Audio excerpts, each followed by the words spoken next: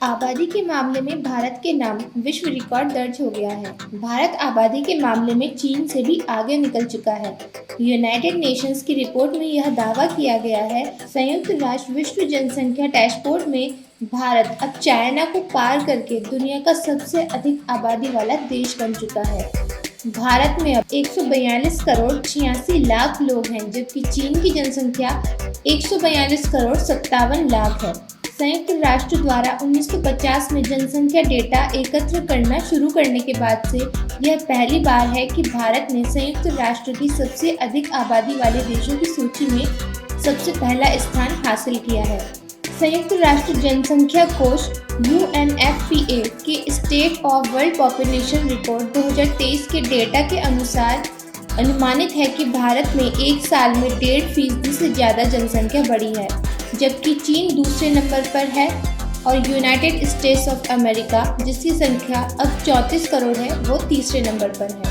भारत की जनसंख्या 142 करोड़ 86 लाख है, जिसका क्षेत्रफल 32,87,590 स्क्वायर किलोमीटर है, जबकि कुल जमीन 29,73,190 स्क्वायर किलोमीटर है।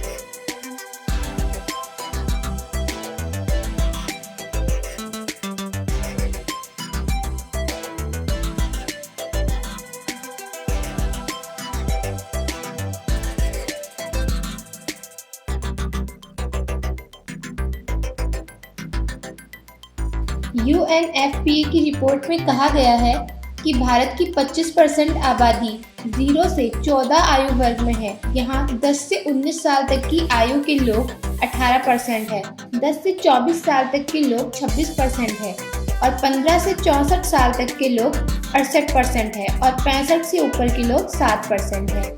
वहीं चीन का देखें तो वह संबंधित आंकड़े 17%, 12%, 18% और 69% और 14% है। वहाँ 65 वर्ष से अधिक आयु के लोग लगभग 20 करोड़ हो गए हैं। कुछ दशक पहले चीनी सरकार ने एक बच्चे वाली नीति लागू कर दी थी, जिसका खामियाजा वहाँ की सरकार को इस तरह भुगतना पड़ा कि लोगों ने बच्चे पैदा करना छोड़ दिया। अब हालत यह है कि चीन की सरकार कहती है कि जो जोड़े 2 या 2 से अधिक बच्चे पैदा करेंगे तो उन्हें कई तरह की सुविधाएं दी जाएंगी। यहाँ तक कि कई कॉलेजों ने ऐसी घोषणा कर दी कि युवा लड़के लड़कियाँ कम से कम 15 दिन के स्प्रिंग ब्रेक पर जाएं ताकि प्यार में पड़ सकें और घर बसाकर बच्चे पैदा कर सकें। इसी साल की शुरुआत में एक चौंकाने वाली खबर भी आई कि दुनिया में सबसे ज़्यादा आबादी वाला शहर रहा बीजिंग, जो कि चीन की राजधानी भी है, वहाँ आबादी बढ़ने के बजाय कम हो गई है। इसकी एक बड़ी वजह कोरोना महामारी को भी माना जा रहा है।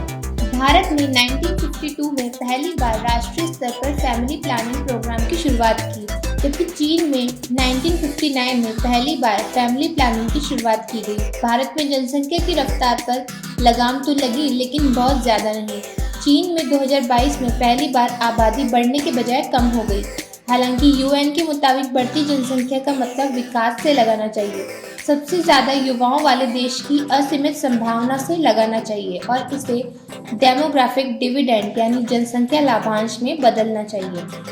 UN रिपोर्ट में कहा गया है कि भारत की कहानी काफ़ी पावरफुल है। इसने शिक्षा, सार्वजनिक स्वास्थ्य और स्वच्छता, आर्थिक विकास के साथ साथ तकनीक में प्रगति की है, लेकिन भारत को अपनी युवा शक्ति का फायदा उठाने के लिए नौकरियों और काम के अवसर बढ़ाने होंगे।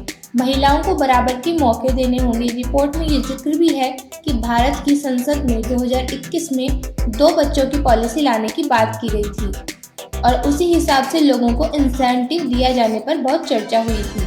लेकिन भारत में कई लोगों के विचार ऐसे थे कि इससे लड़कियों पर लड़कों के जन्म को ज़्यादा महत्व दिया गया। भारत में आज भी 23% किशोरों की शादी हो जाती है, यानी 18 वर्ष से पहले 23% लोगों की शादी हो जाती है।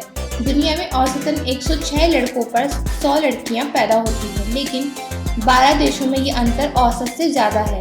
इन देशों में भारत भी शामिल है। 15 नवंबर 2022 को दुनिया की कुल आबादी 800 करोड़ हो गई थी। UN के अनुमान के हिसाब से 75 वर्षों में भारत की आबादी दोगुनी हो जाएगी, जबकि विश्व की कुल आबादी दोगुनी होने का अनुमान 76 वर्षों का है। भारत की बढ़ती आबादी का ही एक कारण है कि अमेरिकी कंपनी चीन के बजाय भारत को मैन्युफैक्चरिंग हब बनाने की कोशिश में है। एप्पल ने भारत में पहला फिजिकल रिटेल स्टोर 18 अप्रैल को मुंबई में ओपन किया। एप्पल BKC स्टोर ओपन करने कंपनी के CEO टिम कुक खुद भारत आए थे। उन्होंने PM नरेंद्र मोदी समेत मुकेश अंबानी और कई बॉलीवुड हस्तियों से मुलाकात की थी। एप्पल अपना दूसरा फिजिकल स्टोर 20 अप्रैल को दिल्ली में भी ओपन कर सकता है। इन दोनों महानगरों में एप्पल के फिजिकल रिटेल स्टोर ओपन होने के बाद भारतीय users made in India Apple products को एक्सेस कर सकेंगे। भारत की बढ़ती हुई आबादी पर आपकी क्या राय है, हमें कमेंट करके ज़रूर बताएं।